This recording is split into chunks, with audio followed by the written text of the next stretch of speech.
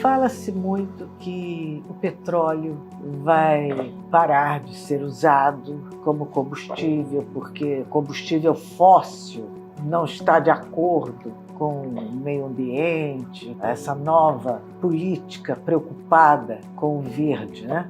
Quando é que vamos parar de ter o petróleo? Acontece o seguinte, como é que é a argumentação?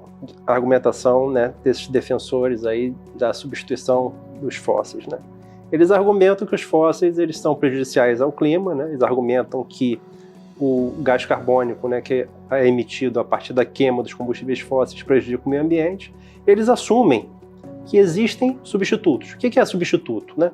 Substituto é você tirar uma coisa e colocar outra que seja igual, seja equivalente. Você não pode dizer que substituiu um combustível por outro, sendo que esse que está entrando no lugar daquele que se pretende substituir tem qualidades muito piores. Então o que acontece? O petróleo, o carvão, o petróleo, o gás natural, que são combustíveis, fontes primárias de energia de origem fóssil, são fontes primárias extremamente densas em energia. Então tem uma quantidade de energia, especialmente o petróleo, né, extremamente concentrada, uma capacidade de geração de trabalho extremamente concentrada. Então é uma matéria-prima que é de fácil transporte, de fácil uso, muito flexível, confiável e que tem características que não o tornam substituível, né? Agora que está em moda, né, é eólica e solar, né? Eólica e a solar fotovoltaica. Quando você compara essas fontes primárias de energia com o petróleo, você percebe que elas são de muito pior qualidade, são energias muito menos densas, que precisam de investimentos muito mais altos, precisam ser subsidiadas e não são confiáveis porque são intermitentes. Então você não pode colocar uma economia a depender de fontes que são de pior qualidade, são mais caras, são menos capazes de gerar trabalho de forma proporcional se comparado com o petróleo, diminui a produtividade do trabalho e são intermitentes. Elas precisam de fontes firmes de energia. A fonte firme é aquela que ela vai estar disponível quando o consumidor, quando o mercado, quando a sociedade demandar aquela energia, ela é capaz de suprir. A solar não é assim, porque quando tem sol, tem. Quando não tem, não tem. Isso, e a eólica é a mesma coisa. Quando tem vento, tem. Quando não tem, não tem. Não tem. E quem entra no lugar? Então, quem entra no lugar é a firme. Não pode ser a hidrelétrica, a fóssil, pode ser a nuclear, né? Mas as características, especialmente para os combustíveis líquidos, né? Para transporte de mercadorias, pessoas, para a produção industrial, para inclusive as próprias energias solar e eólica dependem das fósseis. Então, quando se diz que elas são renováveis, já tem um argumento falacioso em si, porque você não consegue produzir parques eólicos e as turbinas eólicas a partir da energia eólica.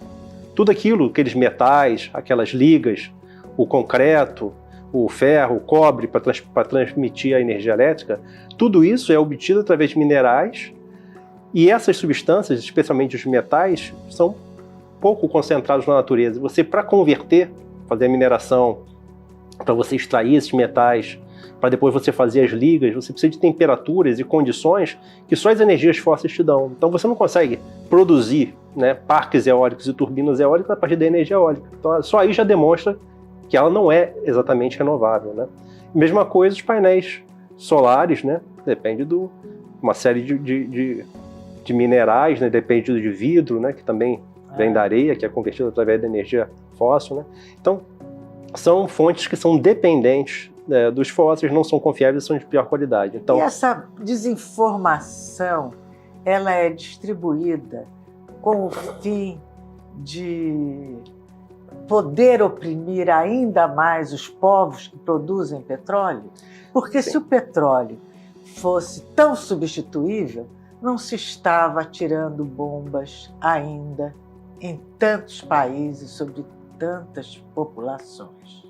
Exatamente. Então, os países mais desenvolvidos produziram muito petróleo e ainda produzem muito petróleo, consumiram e ainda consomem muito petróleo. O que aconteceu?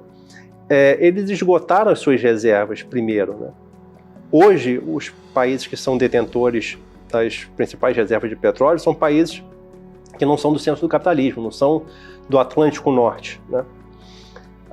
Esses países são, via de regra, né, dependentes da importação do petróleo dos outros. Então, é útil, nesse momento, você trazer esse argumento, né, essa instrumentalização da defesa do meio ambiente.